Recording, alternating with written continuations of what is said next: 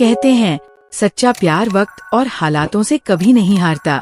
वह शायद कुछ पल के लिए छुप जाता है, मगर जब वक्त करवट लेता है तो वो फिर से उभर आता है, नई रोशनी, नए दर्द और नए उम्मीदों के साथ। ये कहानी है अर्जुन और संध्या की, दो दिलों की, जो हालातों की मार से बिछड़ गए, मगर वक्त ने उन्हें फिर से मिला दिया। ये कहानी है प्यार की, दर्द की और उस जज्बे की जो हर मुश्किल को पार कर जाता है। कानपुर की तंग गलियों में बसी एक छोटी सी किताबों की दुकान थी, चौधरी बुक डिपो। इसके मालिक रामलाल चौधरी एक साधारण इंसान थे, जिनके लिए ईमानदारी और मेहनत ही सब कुछ थी। उनका इकलौता बेटा अर्जुन चौधरी उसी दुकान में दिन रात मेहनत करता।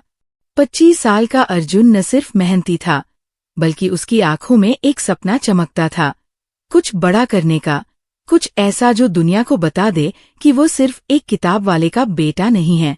कानपुर के प्रतिष्ठित गंगा कॉलेज में अर्जुन ने दाखिला लिया। वहां उसकी मुलाकात हुई संध्या शुक्ला से। संध्या एक बड़े बिजनेस टाइकून विश्वनाथ शुक्ला की इकलौती बेटी थी। लंबे काले बाल, गहरी भूरी आंखें और एक ऐसी मुस्कान जो किसी का भी दिल जीत ले।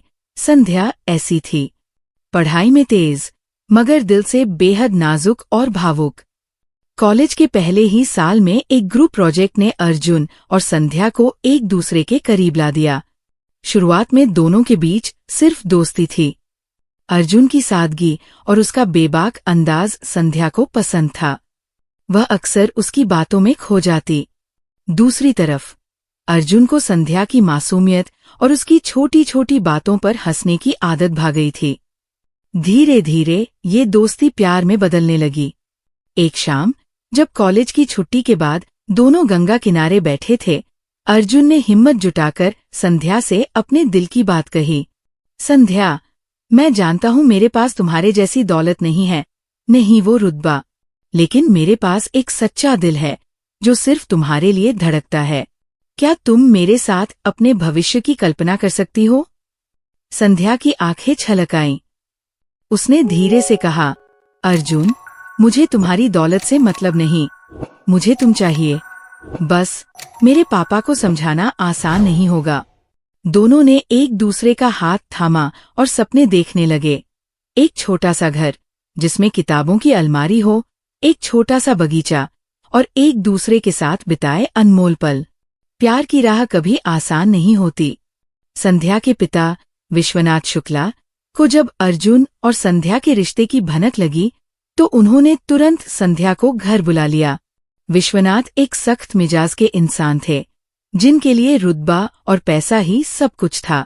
उनके लिए अर्जुन सिर्फ एक गरीब किताब वाला था, जो उनकी बेटी के लायक नहीं था। एक रात विश्वनाथ ने संध्या को अपने कमरे में बुलाया और सख्त लहजे में कहा, संध्या, तुम्हें उस लड़के से कोई रिश्ता नहीं रखना है। तुम मेरी इकलौती बेटी हो और मैं तुम्हें किसी सड़क छाप के हवाले नहीं कर सकता। तुम्हारी शादी किसी बड़े घराने में होगी जो हमारे बिजनेस को और मजबूत करे। संध्या ने बहुत कोशिश की अपने पिता को समझाने की, मगर विश्वनाथ का फैसला अटल था। उसने संध्या पर दबाव डाला कि वह अर्जुन से सारे रिश्ते तोड़ दे। संध्या टूट चुकी थी। वह अर्जुन से प्यार करती थी, मगर अपने परिवार की इज्जत और पिता की जिद के आगे उसे झुकना पड़ा। एक दिन बिना अर्जुन को कुछ बताए संध्या अपने पिता के साथ लंदन चली गई। उसने सोचा कि शायद दूरी अर्जुन को भूलने में मदद करेगी, मगर वो गलत थी। अर्जुन को जब संध्या के जाने की खबर मिली तो उसके पैरों तले जमीन खिसक गई। उसने कई बार संध्या से संपर्क करने की कोशिश की, मगर कोई जवाब नहीं मिला। आखिरकार उसे पता चला कि संध्या विदेश चली गई है। अर्जुन का दिल टूट गया। वह रात रात भर गंगा किनारे बैठकर रोता। उसका प्यार, उसके सपने, सब कुछ बिखर चुका था। उसने अपने आप से एक वादा किया, मैं अब ऐसा इंसान बनूंगा कि कोई मुझे ठुकराने की हिम्मत न करे। मैं दुनिया को दिखा दूंगा कि अर्जुन चौधरी क्या है। 5 साल बीत गए। अर्जुन अब कानपुर का वो साधारण सा लड़का नहीं रहा। उसने अपनी मेहनत और लगन से मुंबई में चौधरी इंडस्ट्रीज नाम की एक कंपनी खड़ी कर ली थी। स्टील और टेक्सटाइल के बिजनेस में उसका नाम अब बड़े बड़े उद्योगपतियों के साथ लिया जाता था। वह अब एक रॉयल और आत्मविश्वास से भरा इंसान था, जिसके पास सब कुछ था, पैसा, रुतबा, शोहरत। मगर एक चीज की कमी थी, संध्या। अर्जुन ने कभी शादी नहीं की। उसका दिल आज भी संध्या के लिए धड़कता था।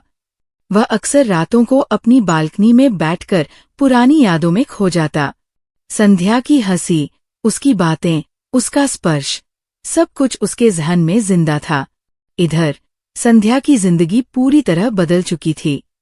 उसके पिता ने उसकी शादी विवेक मेहरा से कर दी थी। विवेक एक नामी बिजनेसमैन था, जिसके पास पैसा और रसूख दोनों थे। शुरुआत में सब कुछ ठीक लग रहा था, मगर शादी के कुछ महीनों बाद ही विवेक का असली चेहरा सामने आ गया। वह एक स्वार्थी, क्रूर और शक्की इंसान था।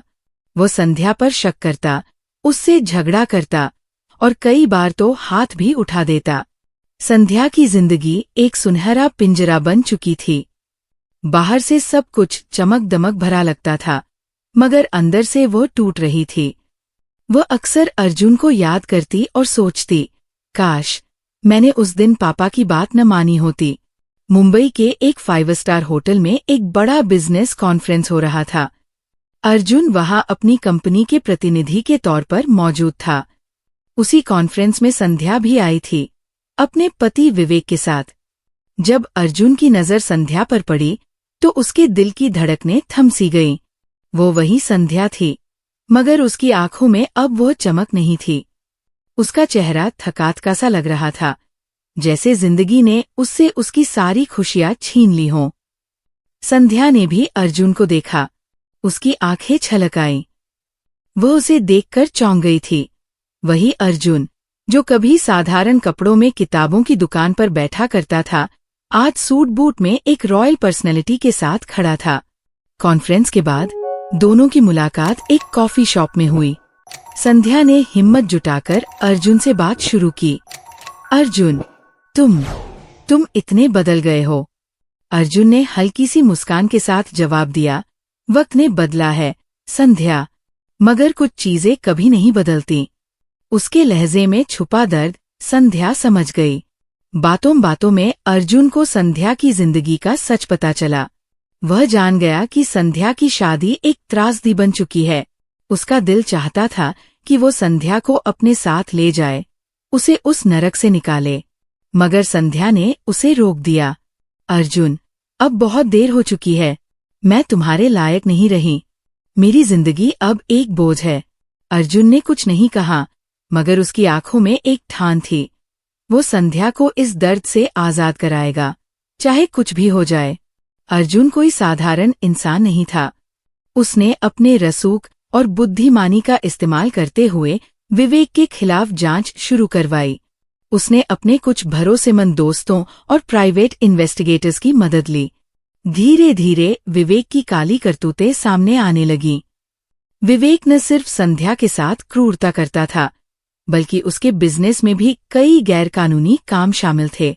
टैक्स चोरी, मनी लॉन्ड्रिंग और यहाँ तक कि कुछ आपराधिक गतिविधियों में उसका नाम सामने आया।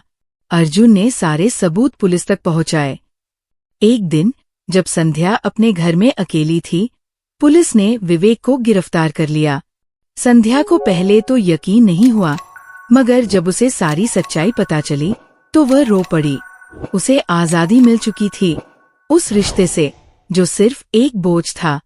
कुछ महीनों बाद संध्या और अर्जुन फिर से मिले। इस बार कोई गलतफहमी, कोई मजबूरी और कोई दर्द उनके बीच नहीं था। संध्या ने अब अपनी जिंदगी को फिर से संवारना शुरू कर दिया था। वह एक एनजीओ चलाने लगी थी, जो घरेलू हिंसा की शिकार महिलाओं की मदद करता था। एक शाम जब दोनों गंगा किनारे बैठे थे, वही जगह जहां उन्होंने अपने प्यार की शुरुआत की थी, संध्या ने अर्जुन से कहा, क्या तुम मुझे फिर से वैसे ही चाह सकते हो जैसे पहले चाहते थे? अर्जुन ने उसका हाथ थामते हुए कहा, संध्या, मैंने तुम्हें कभी छोड़ा ही नहीं था। मैं बस वक्त का इंतजार कर रहा था, ताकि हमारी कहानी फिर से पूरी हो सके। दोनों की आंखों में आंसू थे, मगर इस बार ये आंसू दर्द के नहीं, सुकून और प्यार के थे। कभी कभी वक्त हमें अपनों से दूर कर देता है, मगर अगर प्यार सच्चा हो तो वही वक्त एक दिन उन्हें फिर से मिला देता है। अर्जुन और संध्या की कहानी हमें सिखाती है कि प्यार में धैर्य और विश्वास सबसे बड़ी ताकत है। क्या आप मानते हैं कि सच्चा प्यार कभी हारता नहीं? क्या आपने कभी अपने जीवन में ऐसी प्रेम कहानी देखी है जो वक्त की मार को पार कर गई? अपनी राय कमेंट में जरूर बताएं।